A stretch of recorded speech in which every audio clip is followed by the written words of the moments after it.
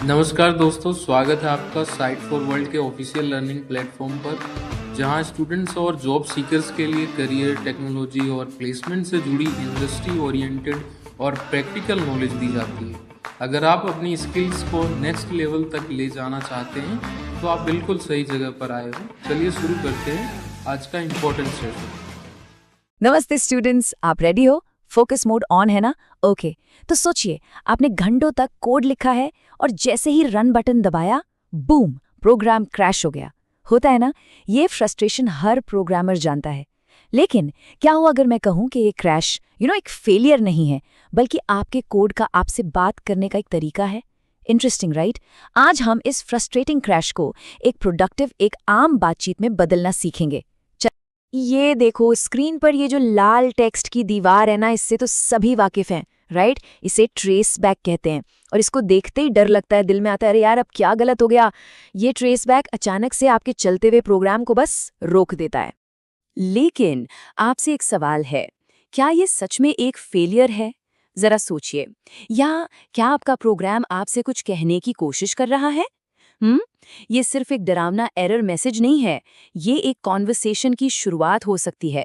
Focus बना हुआ है ना? तो इस कॉन्वर्सेशन की, इस बातचीत की ना एक खास भाषा है। पाइथन में इसे एक्सेप्शंस कहते हैं। चलिए इस सीक्रेट लैंग्वेज को डिकोड करते हैं और समझते हैं कि ये आखिर है क्या। रेडी हो नेक्स्ट स्टेप के लिए? ओके, सबसे पहले एक बहुत जरूरी फर्क समझते हैं। ध्यान से सुनना, ये इंपॉर्टेंट है।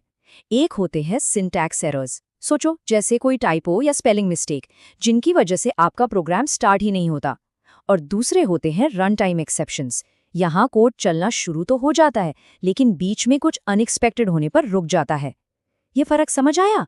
एक जो स्टार्ट ही नहीं होने देता और दूसरा जो चलते चलते रुक जाता है। सिंपल है ना? तो ऑफिशियली एक एक्सेप्शन ऐसी एरर है जो प्रोग्राम के चलने के दौरान, मतलब ड्यूरिंग एग्जीक्यूशन, पकड़ी जाती है। और ये सिर्फ बग्स नहीं है, प्लीज इसको दिमाग में बिठा लो।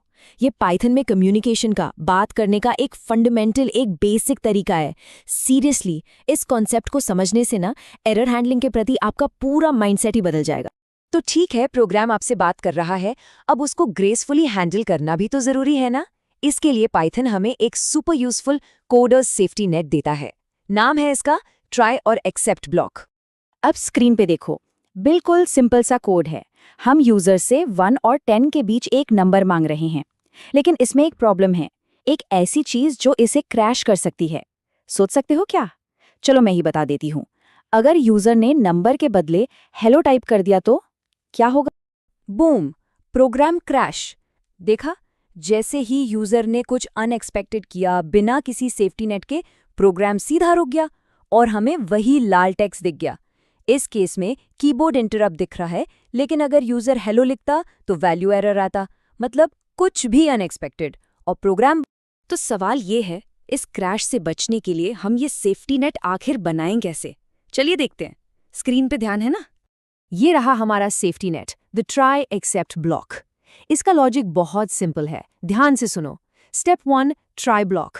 इसमें हम वो कोड रखते हैं जिसके फेल होने का चांस है, the risky code. Step 2, except block. अगर ट्राई ब्लॉक में कोई एरर आता है तो प्रोग्राम क्रैश नहीं होगा, उसकी जगह ये एक्सेप्ट ब्लॉक चलेगा। स्टेप 3, और एक एल्स ब्लॉक भी है। अगर कोई एरर नहीं आया तो एल्स ब्लॉक रन होगा। समझ आया इस स्टेप का purpose? Try, except, else, simple. अब देखिए सॉल्यूशन इन एक्शन। हमने अपने पुराने रिस्की कोड को इस सेफ्टी नेट में डाल दिया है। हम लिटरली पाइथन को बोल रहे हैं, हे पाइथन, ये इनपुट लेने का कोड ट्राई करो, और अगर गलती से वैल्यू एरर आ जाए तो क्रैश मत होना, बस यूजर को एक आसान सा मैसेज दिखा देना। कितना कूल है ना? और ये रहा रिजल्ट। देखो, क्रैश होने के बजाय हमारा प्रोग्राम यूजर को कितने आराम से बता रहा है कि क्या गलत हुआ। सबसे इंपॉर्टेंट बात, प्रोग्राम चलता रहता है, बंद नहीं हुआ। यूजर को दूसरा मौका मिलता है। ये एक प्रोफेशनल और एक मजबूत तरीका है कोड लिखने का। अभी आप क्या करोगे? खुद से ट्राई करोगे ना? ठीक है, तो बेसिक सेफ्टी नेट बनाना तो अब आपको आ गया। लेकिन अगर आपको एक प्रो की तरह एरर्स हैंडल करने हैं तो चलिए थोड़ा लेवल अप करते हैं और कुछ एडवांस टेक्निक्स भी देखते हैं। रेडी हो? ओके, सोचो, एक ही ट्राई ब्लॉक में अलग अलग तरह के एक्सेप्शंस आ सकते हैं, जैसे यूजर ने गलत इनपुट दिया तो वैल्यू एरर आ गया, या यूजर ने Ctrl+C दबा दिया तो कीबोर्ड इंटरप्ट आ गया। तो क्या करें? आप इनको एक साथ हैंडल कर सकते हैं या फिर अलग अलग। अब आप बताओ, अलग अलग हैंडल करने का क्या फायदा होगा? सोचो। बिल्कुल, इससे आप हर एरर के लिए एक स्पेसिफिक, एक ज्यादा हेल्पफुल मैसेज दे सकते हैं। ये कोट देखिए, ये इस पूरे कॉन्सेप्ट को ना एक लाइन में समझा देता है। एक स्मार्ट डेवलपर हमेशा ये मानकर चलता है कि एप्लीकेशन में एरर्स आएंगे ही आएंगे। ये कोई इफ नहीं है, ये व्हेन है। और यही माइंडसेट, यही सोच एक रिलायबल और मजबूत सॉफ्टवेयर बनाने की फाउंडेशन है, उसकी नींव है। अगर इंटरव्यू में पूछा गया तो बता पाओगे? अब एक और पावरफुल टूल देखिए, फाइनली क्लॉज। ये एक सुपर स्पेशल कोड ब्लॉक है जो हमेशा, ऑलवेज एग्जीक्यूट होगा। चाहे एक्सेप्शन आए या न आए, ये तो चलेगा ही चलेगा। अब सोचो, रियल लाइफ में इसका यूज क्या है? ये क्लीन अप टास्क्स के लिए परफेक्ट है। जैसे आपने कोई फाइल खोली तो उसे बंद करना जरूरी है, राइट? चाहे एरर आए या न आए। फाइनली ये इंश्योर करता है कि आपका डेटा सेफ रहे। इसको नोट किया? बहुत इंपॉर्टेंट है। तो आज हमने सिर्फ सिंटैक्स नहीं सीखा, हमने कोड लिखने की एक नई फिलॉसफी, एक नया तरीका सीखा है। हम ब्रिटल यानी कांच जैसे नाजुक कोड से रोबस्ट यानी पत्थर जैसे मजबूत कोड की तरफ बढ़ गए हैं। और इस पूरी चर्चा का सबसे जरूरी टेकअवे बस इतना है, दिमाग में डाल लो, गलतियां यानी एरर्स आएंगी ही आएंगी, ये लाजमी है, इनेविटेबल है।